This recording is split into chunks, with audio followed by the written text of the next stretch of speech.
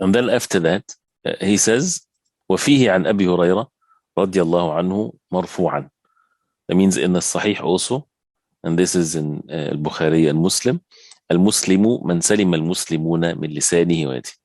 The Muslim is the one that the Muslimun are safe from his tongue and his hands. Right? So this is another hadith from the Prophet ﷺ that defining the Muslim. Defining the Muslim. What is al-Muslim? So after mentioning the 5 pillars of al-Islam, that this is constitutes al-Islam, and people are different, of course, in the one pillar to the other.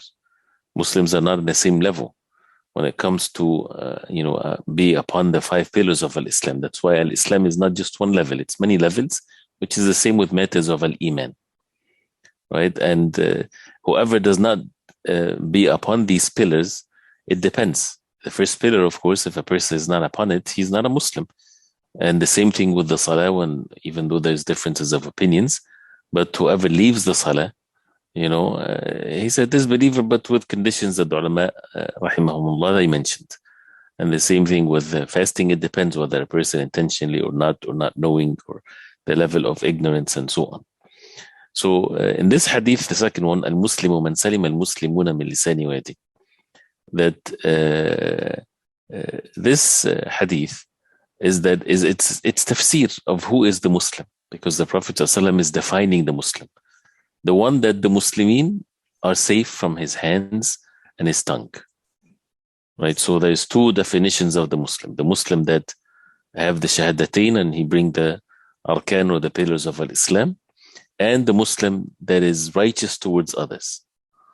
And there are many different characteristics of the Muslims, right? Because this is, in a sense, that saying the Muslim is, that means the one that is perfecting his Islam, the one that is upon the deen of Islam, definitely he would be obedient to Allah subhanahu wa ta'ala, submitted himself to Allah subhanahu wa ta'ala, and therefore people will be safe from his speech and his actions. That means he won't backbite them, he won't do the things that Allah subhanahu wa ta'ala forbade them from doing, because he's a Muslim. He submit himself to Allah subhanahu wa ta'ala. And he learned what Allah subhanahu wa ta'ala wants from him, and then he would apply it.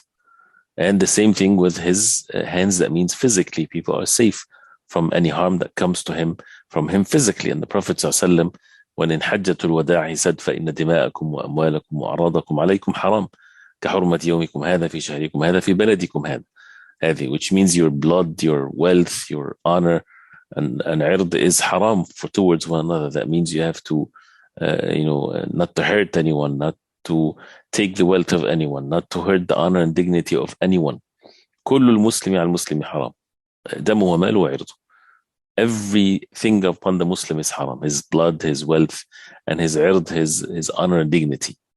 So if someone is always backbiting the Muslimin and talking bad about them and so on, that means the essence of al-Islam is not complete in his heart. He's having weakness and deficiency because of these sins that he carried upon himself. So if a person wants to have the perfect and the complete tafsir of al-Islam, and this is what is meant by what is bringing here from the evidences, is that we need the complete explanation of al-Islam, so that the Muslim is not just doing one thing and not the other, even though it doesn't take him outside the fold of al-Islam if he has a deficiency in some of the commands of Allah subhanahu wa ta'ala, but that means he's not fulfilling the perfect meaning of the deen of al-Islam. And it shows the importance of being mindful of others and by being obedient to Allah subhanahu wa ta'ala.